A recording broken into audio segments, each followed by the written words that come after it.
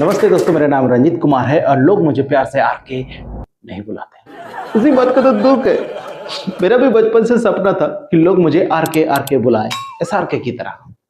खैर, लेकिन आज के लिए मुझे बस लूजर नंबर 1 बोले, क्योंकि मैं वो इंसान हूँ जिनका कॉन्फिडेंस इतना लो है कि मेरा सेल्फ स्टीम भी मुझे नेटवर्किंग नहीं करता। मैं पहले शादी के लिए बहुत ट्राई किया, अलग अलग साइट पे। फिर 5 साल से शादी.com पे प्रोफाइल डाला, एक फोटो डाली थी जिम का 6 पैक वाली, फोटोशॉप का 6 पैक वाली।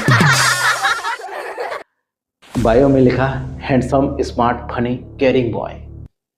सबसे पहले एक लड़की का मैसेज आया, बोलती है, भैया आपका फोटो एडिट किए है ना, आपका रियल में 6 एप्स के जगह 6 एक्स्ट्रा पराठे होंगे, है ना।